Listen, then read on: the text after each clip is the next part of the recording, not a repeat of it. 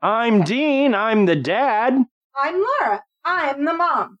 And I'm Krysta, and I'm the daughter. And together we are Family Plot.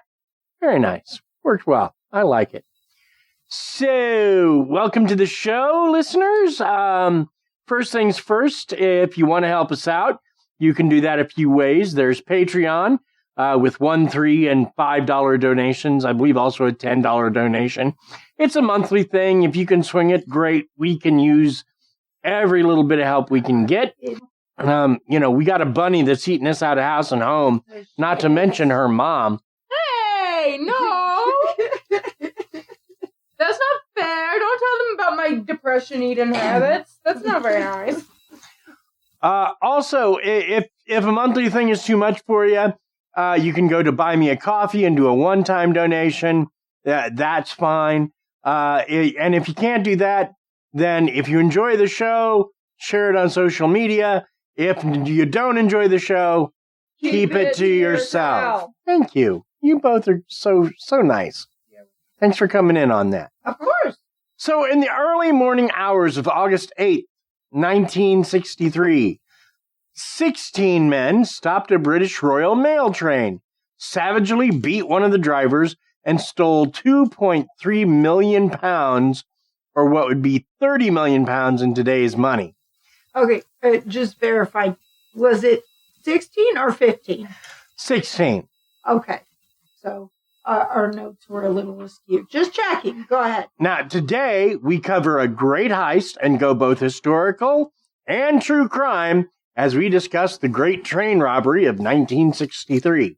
You got to call it that, because apparently there was another great train robbery back in like 1908 or something. I see. Yeah, so.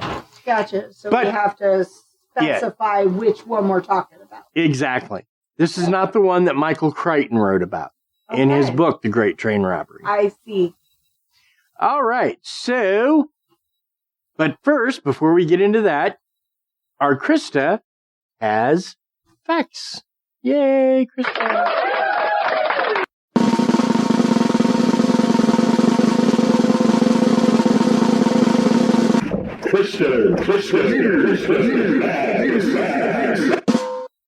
Hello, everybody. Welcome back to the Fact Corner.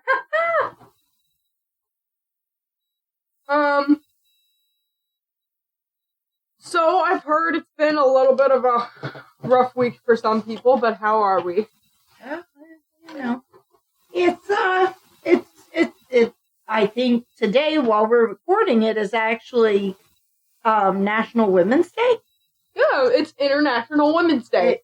So I know we talked a little bit about what you were going to do your facts on, and I think that plays into where you're going with this, right?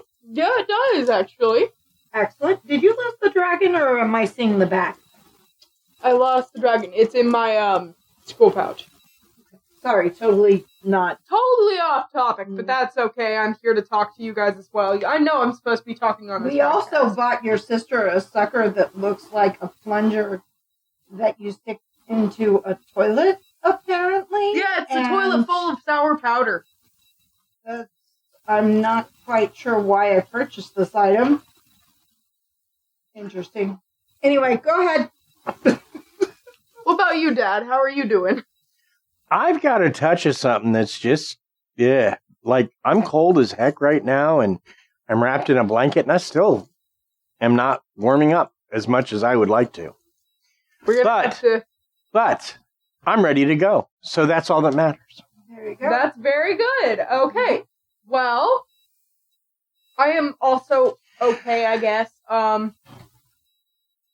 It's been a rough couple of days for me. I've cried like maybe 10 times in the past week. Oh, my poor Krysta. So, yeah, but Okay. I'm alright. Things happen. Anyway. I'm glad you're all right. So, you have some facts for us about Women's Day or women in general. What are your facts today? My facts, sorry. Today's facts are about Women's History Month. From Women's Day. From womensday.com. Thank you for the the claps, Dad.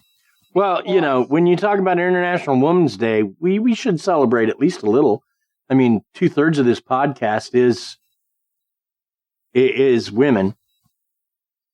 So, take it away, Krysta. Yep, and yes, we do celebrate women on this podcast because it's 2/3 women. Yes, that's what he was saying. Exactly.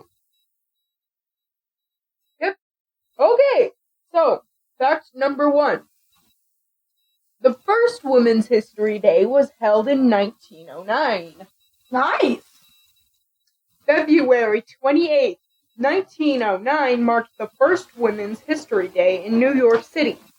It commemorated the 1-year anniversary of garment workers' strikes when 15,000 women marched through Lower Manhattan from 1909 to 1910. Immigrant women who worked in garment factories held a strike to protest their working conditions. Most of them were teen girls who worked 12-hour days in one factory, Triangle Shirtwaist Company. I remember that. Yeah, the Triangle Shirtwaist Fire. We've talked about it even. Yeah, I have facts about it even. It was in my old school, too. That's cool. Yeah. Employees were paid only $15 a week. History.com describes it as a true sweatshop. Young women worked in tight conditions. Lexi, Daddy can help you. Go ahead, Krysta. Go ahead, Krysta. We didn't stop it. I'm sorry, I was waiting. Young women worked in tight conditions. Yeah, I was trying to find where it... History.com said. Okay, hold on. It's the tight conditions. Tight conditions at sewing machines. And the factory's owners didn't keep the factory up to safety standards. In 1911, the factory burned down and 145 workers were killed. It pushed lawmakers to finally pass legislation meant to protect factory workers. I hope they got that raise. Yeah, no kidding, right? I was going to say, I wonder how many women on this Women's Day got in trouble with their, husband or significant other because, there wasn't food on the table or something chauvinistic like that. Gosh, I hope not many. Actually, probably a lot from back then, honestly. Well, no, we're talking about today. Well, no, I was talking about then. Okay. Yeah, I'm sure more than... I'm sure a lot were upset. Yeah, that was a weird time for sure. It was definitely a weird time for women. Although that's why I get so amused when people talk about Disney being woke. If you watch Mary Poppins, one of the mom in that is big on women's suffrage, women getting the right to vote. Yeah. Mm-hmm. So, if they're woke, they've been woke since before woke was woke. Yeah. Can we stop confusing the Krysta, please? Sorry. Thank you.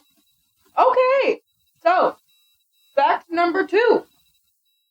The day became Winston's Women's History Week in 1978. We're going to do this as one whole fact, these 2 facts as one whole fact, so you're going to get an extra fact today. Have fun with that. Awesome.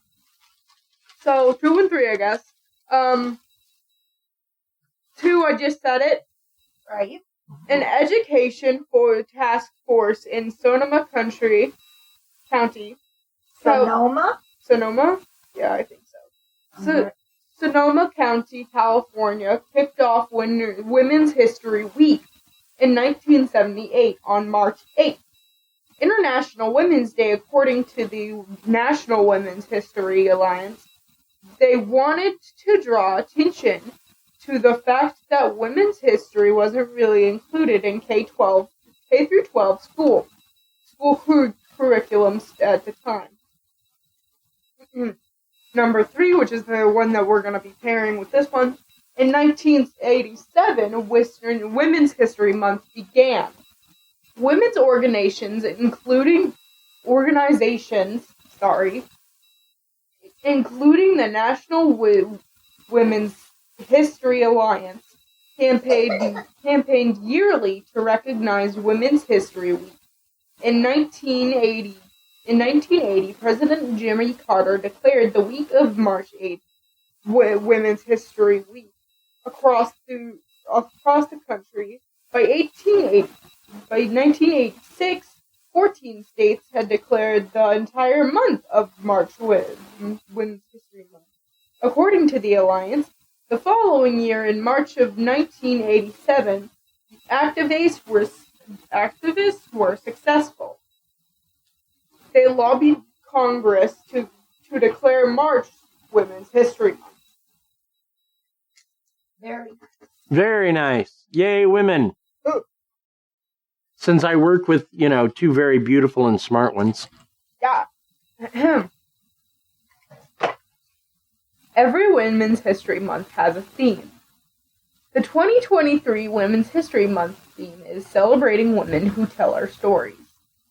This year, the National Women's History Alliance will encourage the recognition of women, past and present, who have been active in all forms of media and storytelling, including print, radio, TV, stage, screen, blogs, podcasts, news, and social media.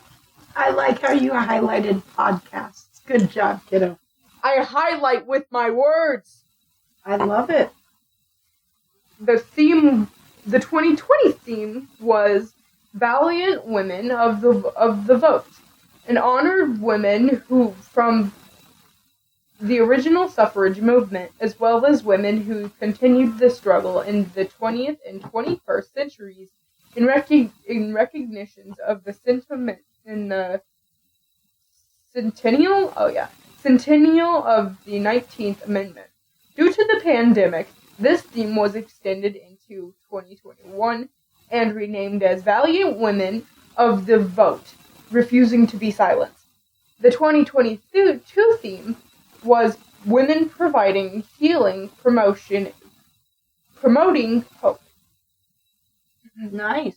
This theme not only honored to the tireless work of caregivers and frontline workers during the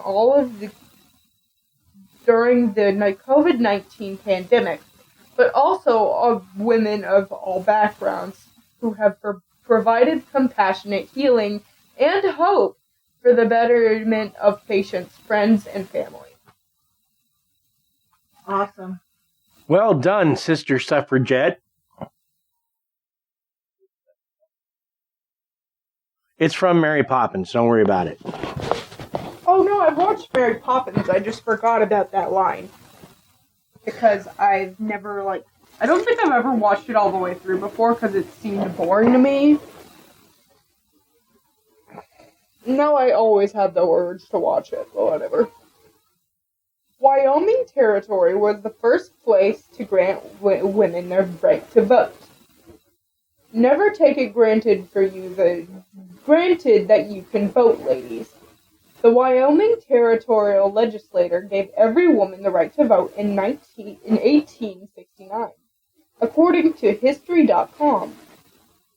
They elected the country's first female governor, Nellie Taylor Ross, in 1924. Sorry if I butchered that a little bit.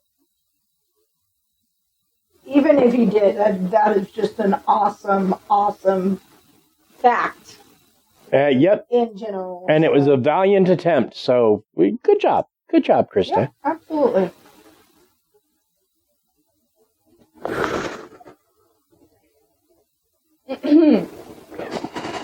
Fact number 7. The 19th Amendment didn't give all women the right to vote. The 19th Amendment, which granted women the right to vote, was signed into law on August 26, 1920. But at the time, a number of other laws prohibited Native American women, Black women, Asian American women, and Latina. It says X. Let's go with Latina. I know enough Latin people that don't like the Latin X designation. Apologies, then. Yeah. Latino women from voting. Among others, it wasn't until 1924 that Native American born in the United States were granted citizenship, allowing them to vote, according to BBS. Nice. PBS, I'm sorry. Very nice.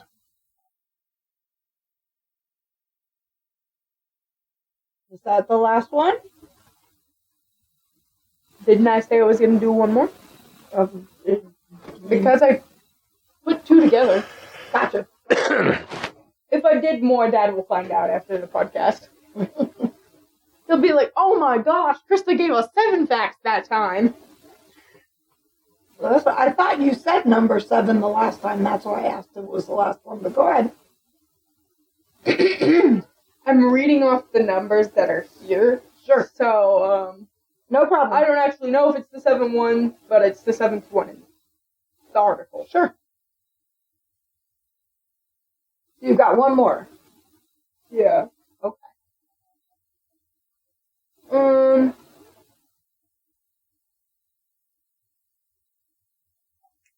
Geraldine Jerry Cobb. Geraldine? Geraldine Jerry Cobb was the first woman to pass astronaut testing in 1961. Wow. But she wasn't allowed to travel to space due to her gender. She testified on Capitol Hill in 1962, saying, "We women pilots who want to be part of the research and participation in space exploration are not trying to join a battle of sexes." According to the New York Times, we see only a place in our nation's space future without discrimination. However, John Glenn, the first American to orbit the Earth, opposed her. He said, It's just a fact. The women do not do certain things that men do, such as go to war and fly airplanes. The fact that women are not in this field is a fact of our social order, he said. Shame on him. Yeah, which it also ignores history. I mean, you had what's her name? I can't. Atchison, Flyer. Oh, yeah. Amelia Earhart. You had Amelia Earhart. It was 30 years earlier.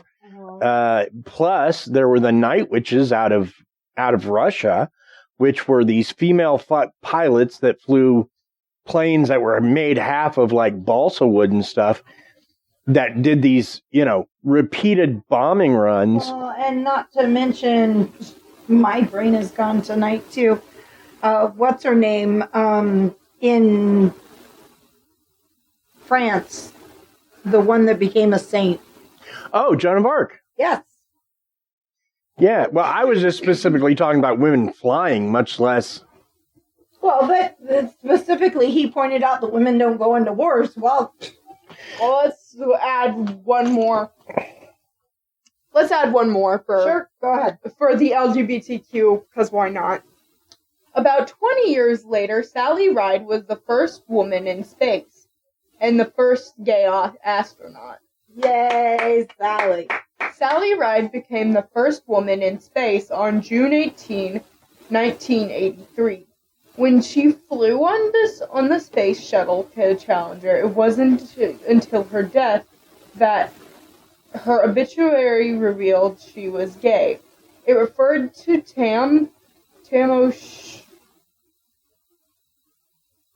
I don't know that last name. Spell it, I'll try to say it.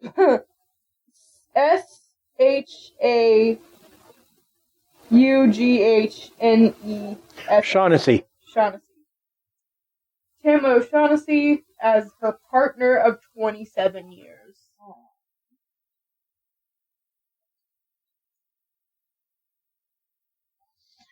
Very nice. Excellent facts. Yay, Krysta.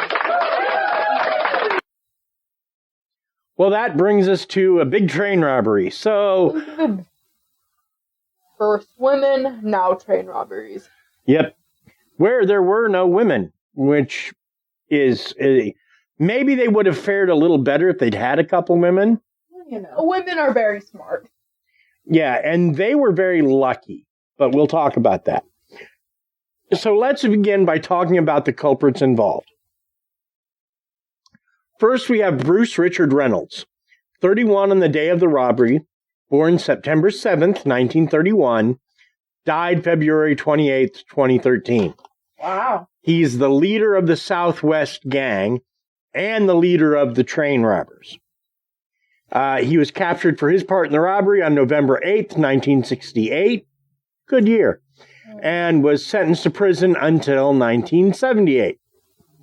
Who was born in 1968? Why Dad is it a good was. year? I was born in 1968, and that's why it's a good year. That was a bouncing baby. I was 2 months old. 2 months old. Yep. Yeah. I thought I didn't. How old are you? 55? 54? Somewhere in there. I was gonna say 52. I thought you were 52. Thank you, Krysta. I love you. Kid. What would you like? I'll buy you something nice.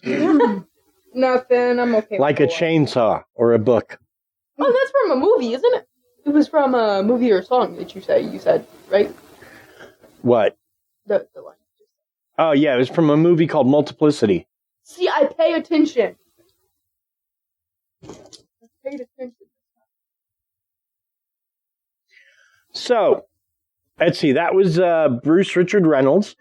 Next up is Douglas Gordon Goody, 33 on the day of the robbery, born March 11th, 1930, died January 29th, 2016, deputy leader of the train robbery, caught for his part in the robbery on October 3rd, 1963, released December 23rd, 1975. Next up is Charles Frederick Wilson, 31 at the time of the robbery, born June 30th, 1932, died April 23rd, 1990. He was assassinated. He was the treasurer and organizer, initially captured on August 22nd, 1963. He escaped on August 12th, 1964, was not recaptured for 4 years almost, on January 24th, 1968, and then he was eventually released on September 15th, 1978. Our fourth crook is Ronald Christopher Edwards, 32 at the time of the crime, born January 27th, 1931, died November 28th, 1994, possibly by his own hand. Organizer and member of the Southwest Gang. Turned himself into police on charges stemming from the robbery on September 19th, 1966, and was released in April of 75. Next, Brian Arthur Field, 29 at the time of the crime. Born December 15th, 1934, died April 27th, 1979 in a car crash. He was a solicitor's clerk who had previously arranged the defense for Goody and Edwards in previous court cases. He arranged and organized the mock purchase of Leather Slade Farm, the gang's hideout, which Leather Slade Farm, that name just gets to me. It's like, I don't know, it's like the sort of place where you would go if you were into, kind of dirty sex games. Like, yeah, like they could have really done like a sequel to that Exit to Eden movie on there. Yeah, Leather Slade Farms. Yeah, absolutely. If you like whips and leather, come to Leather Slade Farms. I thought this was PG-13. Yeah, well, We didn't say anything. We're referencing some things, but it's an oblique reference, not a direct reference, so we're fine. yeah. You said something about a sex farm. People have sex, you're aware of that, right? Yes, but not all children are. There is not a 13-year-old alive in this country today unless they are living somewhere without TV or internet that is not aware that sex happens. Who said only 13-year-olds listen to us? But we're PG-13. So if someone is under 13, they should be listening with their parents, and their parent needs to make that decision. That's what PG means, Crystal. Okay.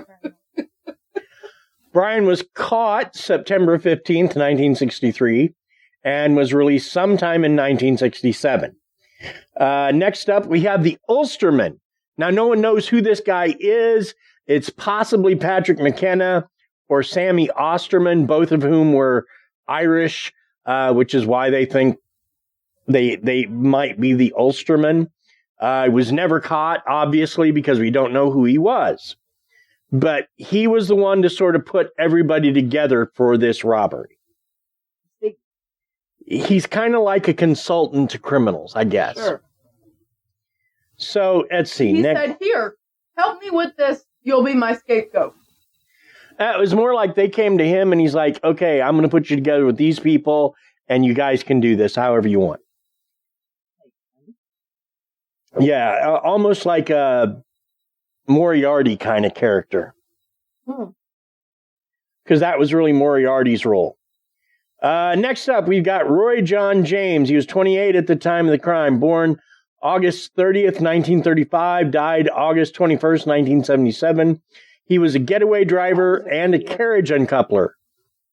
Well, it was a good year for me. It was a bad year for Elvis. But anyway. He was arrested on December 10th, 1963. Released in August of 75. Next up, John Thomas Daly, 32 years old at the time of the robbery. Born June 6, 1931. Died April of 2013. He was a getaway driver. He was brother-in-law to Bruce Reynolds. So Bruce is getting the whole family involved. Well, like you do. It'd be like if I got Carrie to help me with a robbery, which I would never do because I would not recommend that. Because I'm sure Carrie would forget her bit. Carrie would be the reason we got caught. I love your Aunt Tickle, but moments. He's not wrong. Let's see. Now, he was an associate of the Southwest Gang. He was arrested December 3rd, 1963. Acquitted. He was the only one who was actually tried and acquitted. Wow. And we'll talk about this too, because it's actually a fair bit of brilliance. And again, more of that luck I was talking about. Right. On February 14th, 1964, there's an unknown accomplice, possibly Harry Thomas Smith, also a carriage uncoupler. Again, we know nothing about him because he was never, we never figured out who he was. 10th man was James Edward White, 43 at the time of the robbery, born February 21st, 1920, died before the year 2000. He was the gang's quartermaster and another carriage uncoupler. He was a solitary thief who was recruited by the gang, incarcerated on April 21st, 1966, released April 1975. Next is another unknown member of the gang who was Muscle.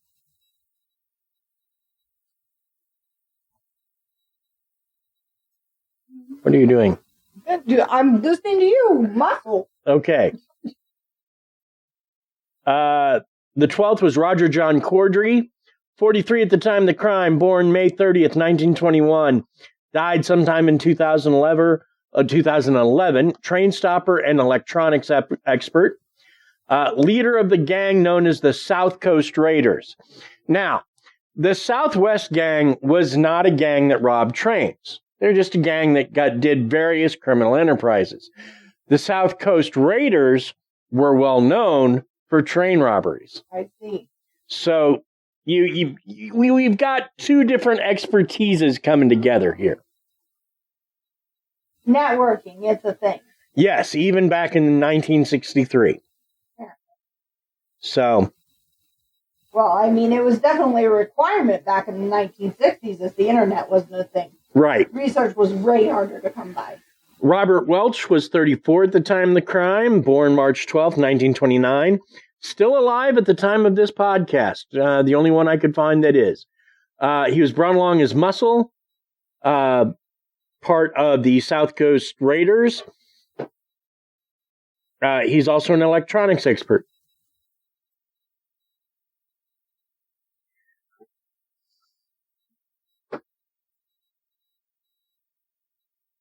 Electronics expert. Right. In the 60s? Really? They had them. Wow. Yeah, I'm learning things already. And we haven't even gotten through the players. I think we're learning things about. He was arrested on October 25th, 1963, released June of 76. Next up is Thomas William Wisby, 33 at the time of the crime, born April 27th, 1930. He died December 30th, 2016. Another member of the South Coast Raiders. Again, he was brought on as muscle. Arrested September 11th, 63. Released February of 76. Next up, James Hussey, 31 at the time of the crime. Born April 8th, 1933. Died November 12th, 2012 in a hospice. Again, another member of the South Coast Raiders. Yep. Arrested September 7th, 1963, released in 75. Next up is Danny Pembroke. And we only know who he is because he is the unluckiest guy in the whole gang. And we'll discuss that too. 27 at the time of the crime, born in 36, died in 2015. A member of the South Coast Raiders brought on his muscle. He was never arrested, but that's just because they chose to go easy on him.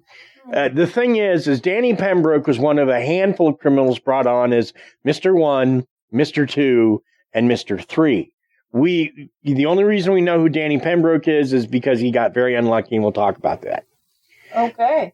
Or possibly he got framed by someone much smarter. I'm not sure which. So next up is Ronald Arthur Biggs, a.k.a. Ronnie Biggs, mentioned in a song by the Sex Pistols. 34 years old at the time of the crime, born August 8th, 1929, died 18th December 2013. Originally brought on... Happy birthday to him. Yep. Originally brought on to bring a replacement train driver. Ronnie actually did quite a few things. He was initially arrested September 3rd, 1963. Give me a real one. He escaped just 2 years later and fled to Brazil.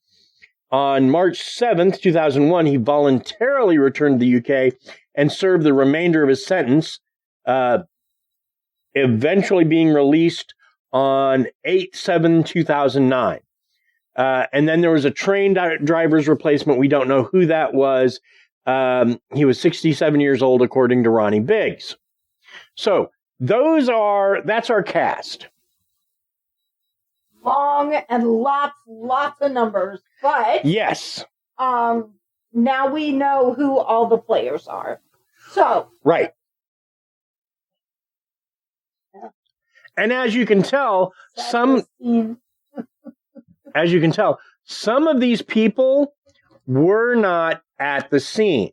For example, the Ulsterman, all he did was consult.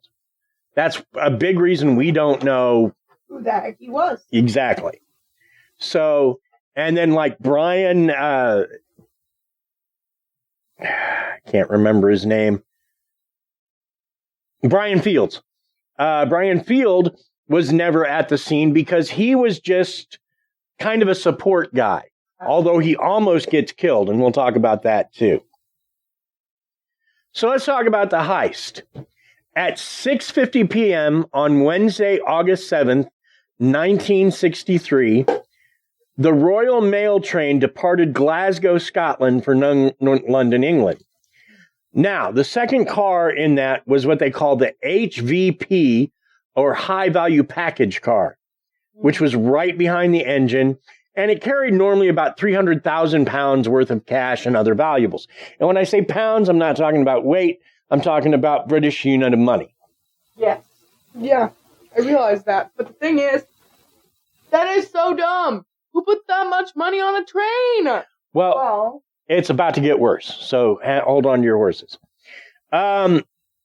However, due to the previous weekend being an English bank holiday weekend, meaning that all the banks were closed the previous weekend, it had somewhere between 2.5 and 3 million pounds in the high value parcel car. That's a little bit of money. Yeah. Ooh, that's painful. Losing that much money is painful. A pound is a British note, like an American dollar. Currently, a pound is equal to $1.20 US. This made the robbery quite lucrative for those involved. Most sources placed the gang's haul at 2.3 million pounds. That would be worth about 30 million pounds in today's money, $36 million American. That's a decent chunk of change. Now, let's talk about the luck here. The Royal Mail train used normally one of 3 cars for their HVP car, the high value parcel car. And these cars had extra security, they had cameras on board, they had all sorts of, for the time, high-tech stuff that would have made it much harder to break in and steal anything from the car, and certainly almost impossible to do so without detection. However, British Royal Mail only had 3 of those cars, and they were all out with problems. They were being fixed. So they had 3 backup cars, but those backup cars had none of the extra security. So this is the first way the gang gets lucky, is because those 3 cars with all the high-tech security are all out being repaired. So they're using one that doesn't have all of that. And, like I said, it's stuffed with a lot more money. Yes. So, now, that was probably intentional on their part. They probably figured that out. Just like if someone wanted to rob a train here, and they were going to do it like the weekend after Thanksgiving, sure, because that's when the banks are closed. Right. So, yeah, it would be that kind of thing.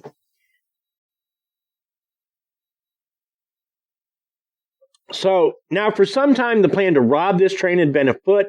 Douglas Goody initially met with the mysterious Ulsterman, a criminal figure who lent his expertise to the robbery, and put Goody and his accomplices at the time together with others that could do the job. It would be roughly akin to a bank robber in the U.S. in the 20s or 30s, going to Al Capone for advice and introductions to a few guys that could help you do the job. Nice. Once they had the team together, they began to plan the heist. One thing, they did the robbery without guns. There were no guns involved. Guns are harder for the public to acquire in England, so that made sense. Mm-hmm. Masterminded by Reynolds, Goody, and Edwards, the gang had little to no experience in robbing trains. The Ulstermen put them together with the South Coast Raiders, who were already successfully robbing trains. Further, the robbers' luck was in. Most of the HVPs had built-in security, as I said, but they were all being repaired, so the company was forced to use an HVP that didn't have any of the usual security. Second, only a few of the notes of the cash had been recorded, partially due to it being mail and partially due to a switch in 5-pound notes that was happening at the time. As a result, the gang could almost spend almost all the money with complete impunity. They weren't going to get caught by it. Excellent. Which is a problem here because, one, they record random banknotes out of banks, money they put in banks. So if you go and steal it and that note comes up, they're going to know where you spent the money. Right. So this didn't have any of that. And then also bank robberies, there's die packs, which, yeah. So let's talk about the robbery itself. The first problem was to stop the train. You're going to rob a train, you got to stop it. They did this by rigging one of the signal lights, covering the green light with a glove, and using a battery to power the red light. Huh. So the train, just seeing this red light, comes to a stop. One of the engineers stepped off the train to make a call using a line-side telephone, only to discover the lines of the phone had been cut. Returning to the train, he was accosted by several men.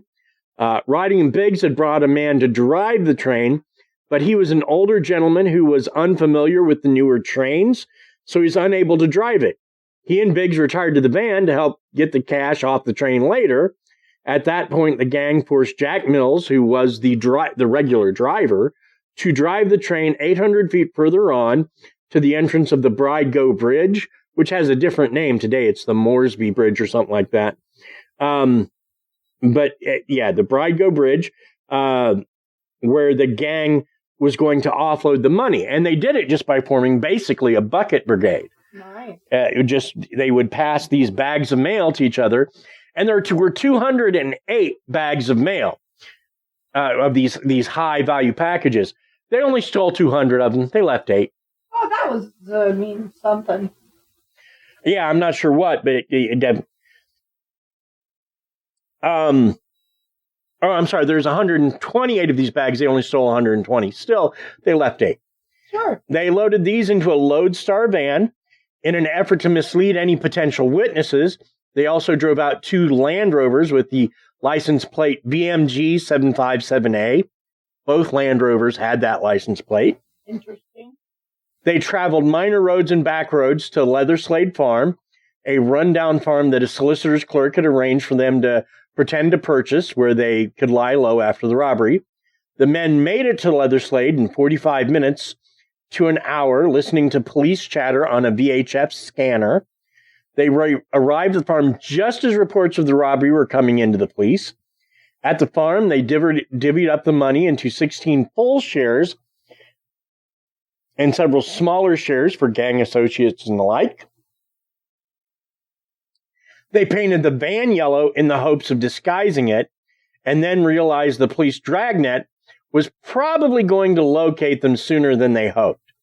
They called Brian Field, who arranged for them to change locations, and was supposed to arrange for the torching of the farm, which never happened. So now we begin to get into some of the third act problems. They've got the money. They've stolen it. Now can they keep it? That's usually where things start to get interesting, but maybe we should take a break. That was the plan. So, let's take a moment for a word from our sponsors.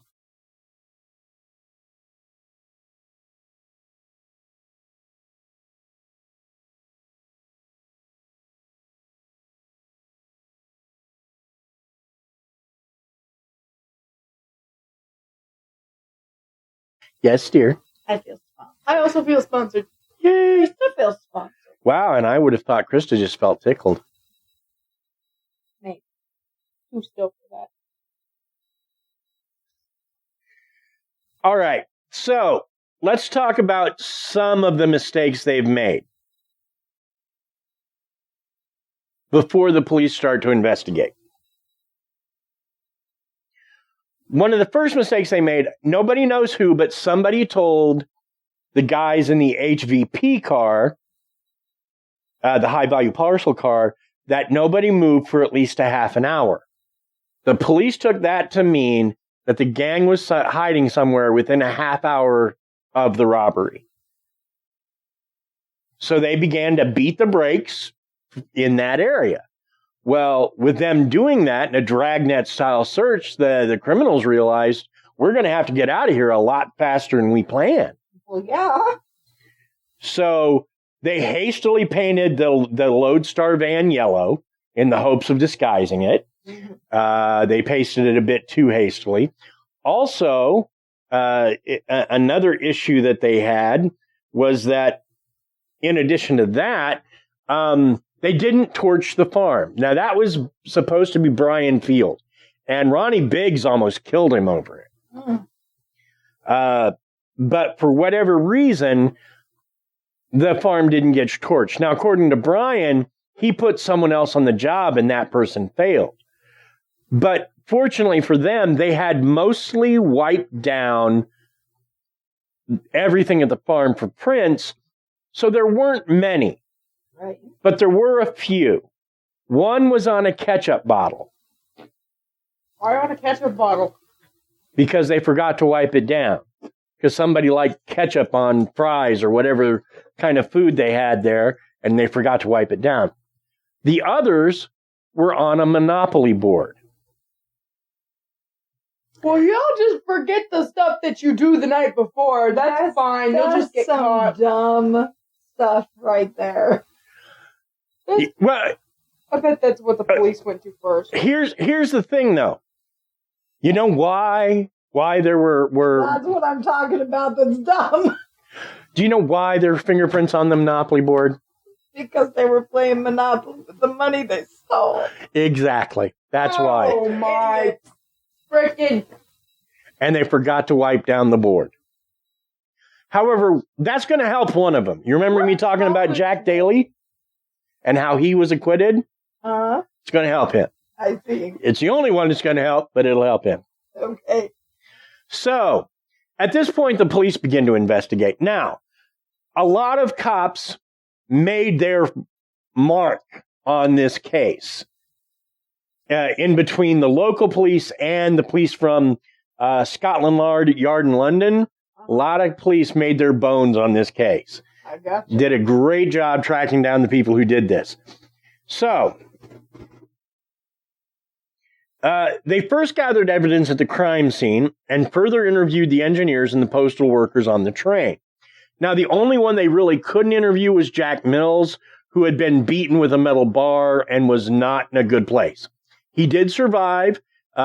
He, in fact, eventually returned to work, but he was a changed man. He was always more cautious after that. I would be too. But when the police learned, as I said, that one of the guys had told them to wait at least a half hour, that was the first clue the police had of, okay, we know where to look. Sure.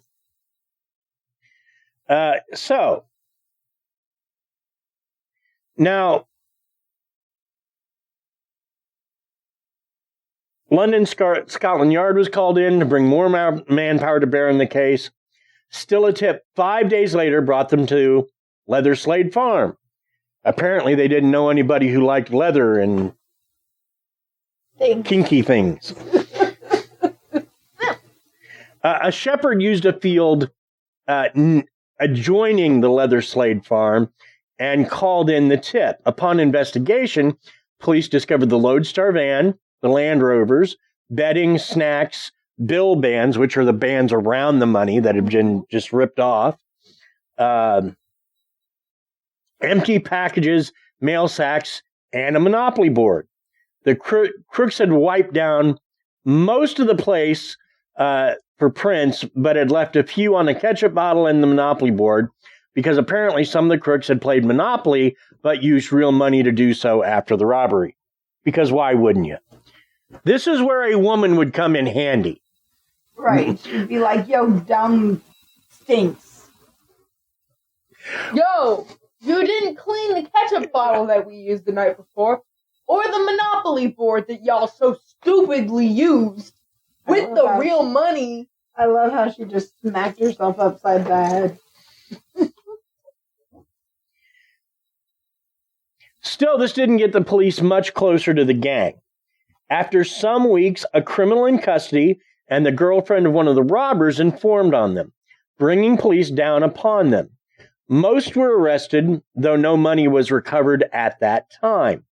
The men were put on trial, where John Daly announced through his attorney that he had played Monopoly with Bruce Reynolds, his brother-in-law, months before the robbery, and thus had no role in the robbery itself and was acquitted.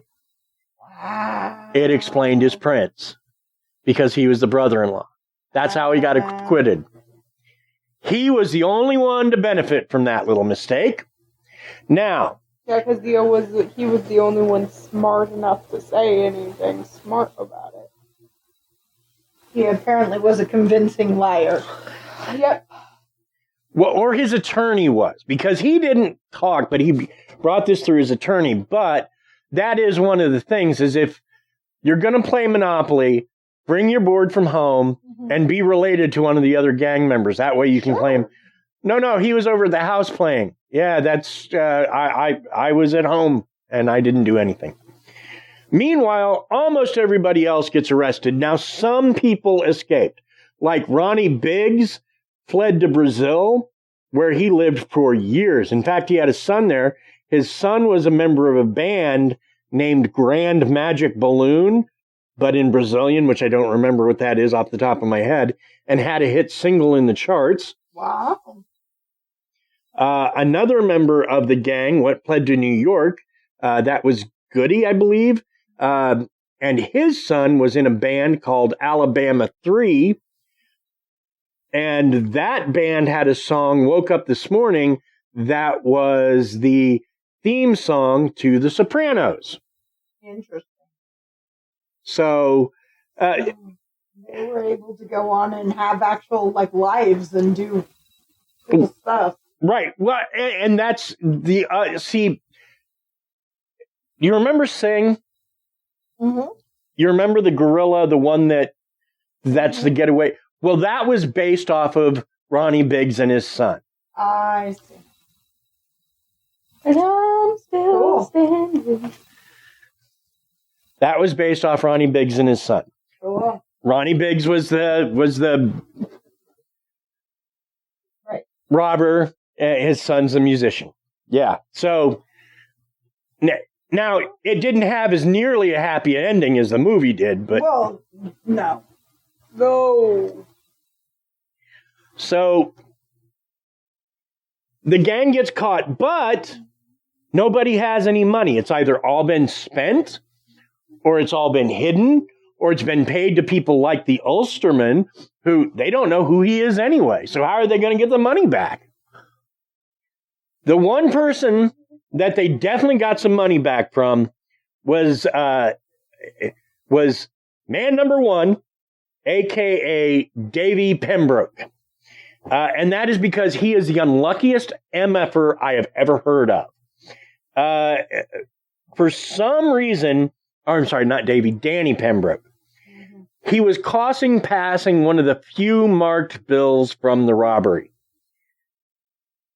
Eventually, police recovered £50,000 in marked notes from him, but since they could prove no more than he received the money, they didn't prosecute him. They just let him go. But talk about unlucky. But I don't, but maybe it was lucky. I mean, did they let him go? Yeah, but he didn't end up going to jail. But 50,000 pounds lighter, and we ain't talking weight, I don't know. But, I mean, that was years later, so he lived on it for a minute, for sure. And the other thing is like I said, it's possible someone didn't like Danny Pembroke. And he turned over 50,000 of marked bills. That's not saying that that's all he had. No, I know. And but the point I'm making is that it's very possible that they caught the mark, and for whatever reason, someone gave it to him. Sure. Yeah, that's not unlucky. That's somebody has it out for you. Somebody did not like that dude. Like I said. And so that's the heist. Now, For 1963, I think it's brilliant. I think it's brilliant the way they stopped the train. Yeah. I mean, and you couldn't do any of this today because with computer communications and everything else that they got, when they go, hey, why are we stopping here? You're not. They would just move on by. Yeah. But back then, that was genius. Yes, absolutely. And like I said, if I had been them, the change I would have made is I would have told them nobody move for at least 15 minutes. It would have cut down the room that the police thought that, and it would bought you more time at Leather Slade Farm to paint your trucks and do whatever else you need to slip out. Why did they tell him anything? That didn't make any sense. You should have left him tied up and just gotten the stink out of there. And that's possible, too. That was, again, stupidity on their part.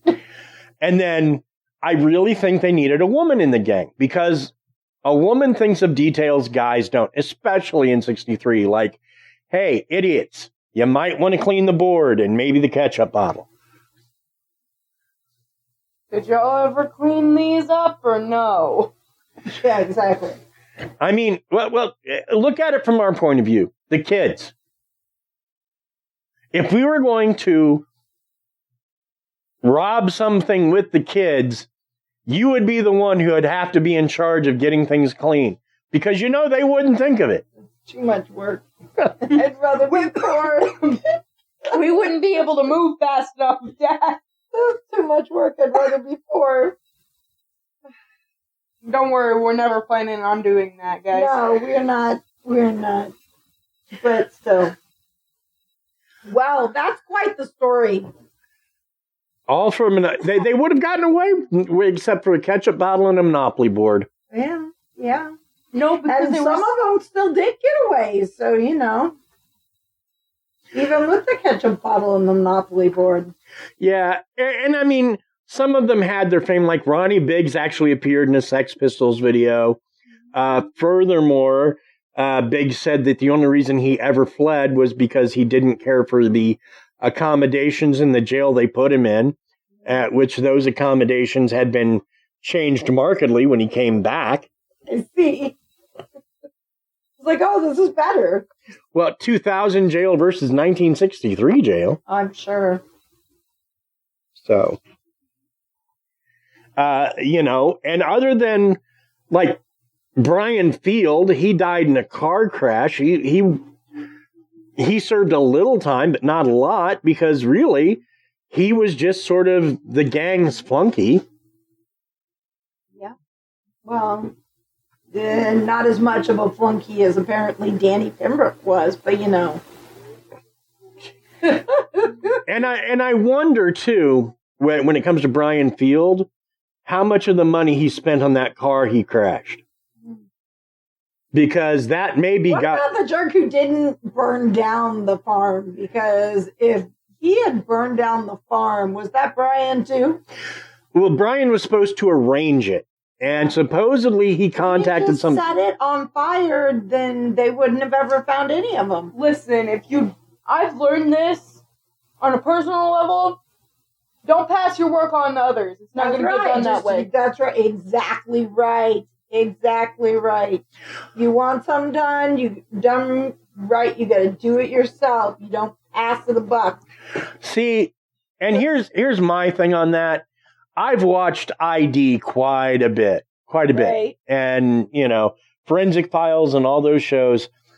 And for every time somebody's like, I'm going to burn this and destroy all the evidence, it doesn't. There's a fingerprint, there's something, they always find something. But in 1963, if he'd have got a good fire going, it's not like there was an organized 911 situation for them to call and get firefighters there right away for a dilapidated farm in the middle of nowhere. So there's a solid chance that they could have burned that sucker to the ground. There is.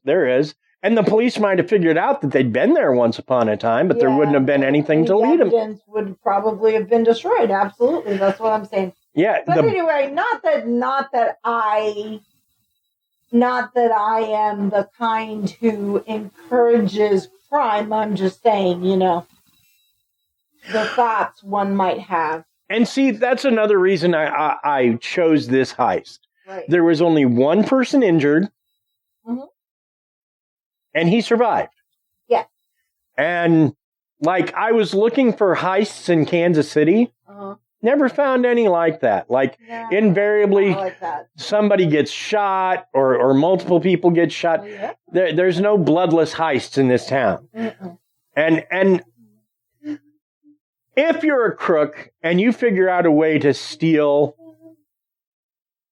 $30 million in a way that doesn't really long-term hurt anybody, more power to you. That's really. Pretty impressive. I mean, I would never do it because I'm going to get caught. I'm going to be Danny Pembroke, right? I'm going to be breathing too loud and the cops are going to be like, hey, get back here. Yeah, I'm going to be Danny Pembroke thinking, I'm scot-free, spend a marked bill, and suddenly I'm all sort. Inspector Gadget is going to pick up a skin flake that I somehow left behind. And yeah, my luck does not work in these situations. I'm never, not my thing. But boy.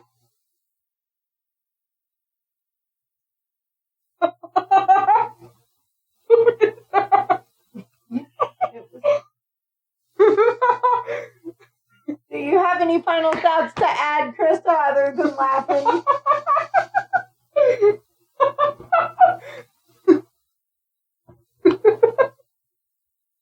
I made an impolite noise. She heard it.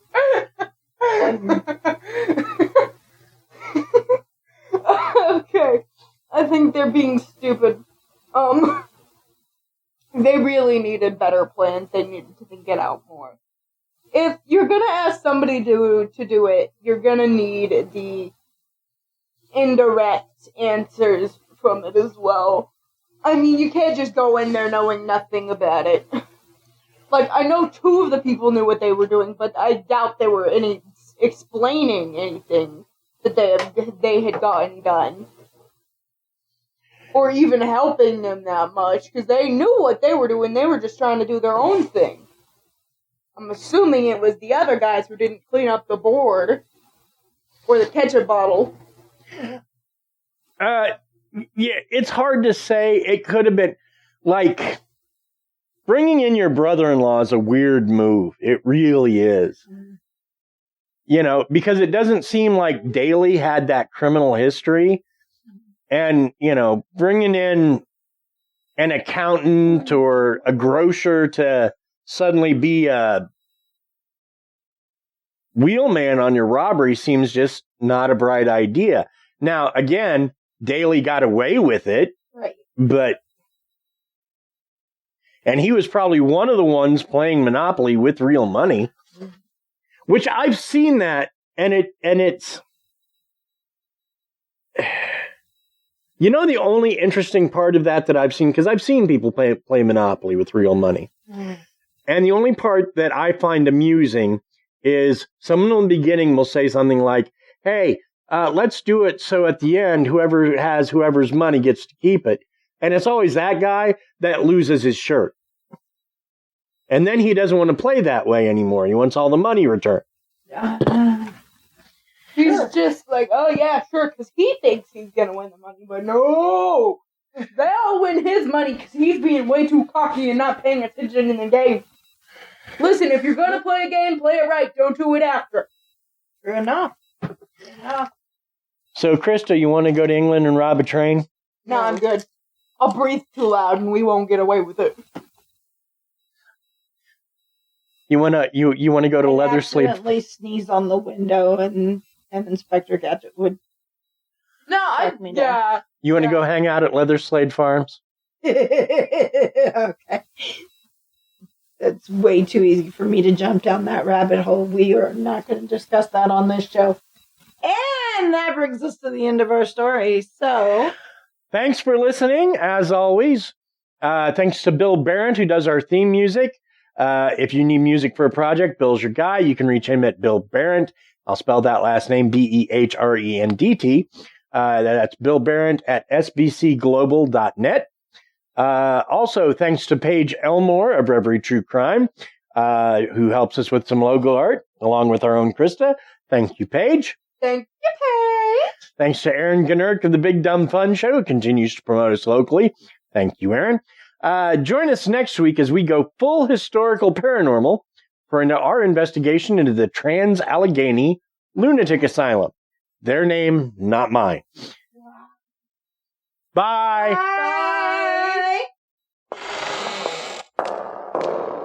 Bye.